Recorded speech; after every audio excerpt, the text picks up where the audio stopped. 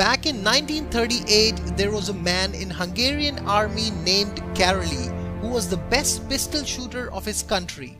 He won most of the major national and international championships. He seemed closest to winning the 1940 Tokyo Olympic Games gold medal, and that was his only dream. The focus of his life was to win the Olympic gold medal for his country, for which he had practiced for years. He wanted to make his hand the best shooting hand in the world.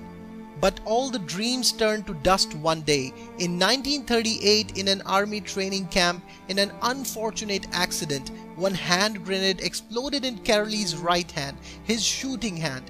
That grenade ended up not only his shooting hand, but his Olympic dream as well, the only goal of his life.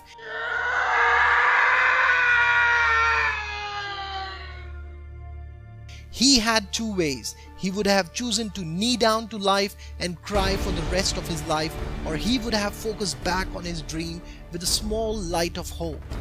After 1 year in 1939, Karloy went to a national shooting championship in his country. His colleagues were delighted to see him and complimented him on his courage to come up at the championship to cheer for them. But Karloy answered that he's not there to cheer them, but to compete them.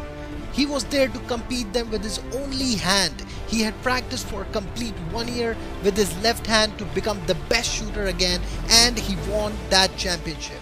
He focused on what he had, not on what he has lost. But he didn't stop there. His focus was to become the best shooting hand of the world and to win the Olympic gold medal.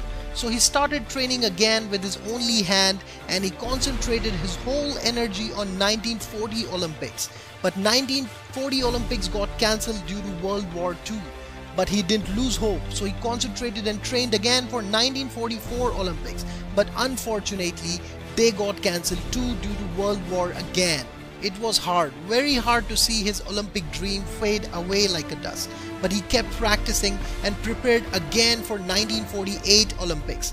He was 28 years of age in 1938, and in 1948 he was 38 years old.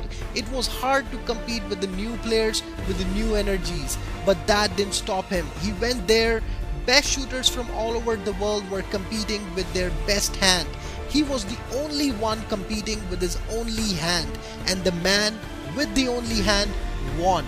But he didn't stop there. In 1952 Olympics, he won the gold again and changed the history of Olympics. If you are determined, nothing can stop you to reach your goal.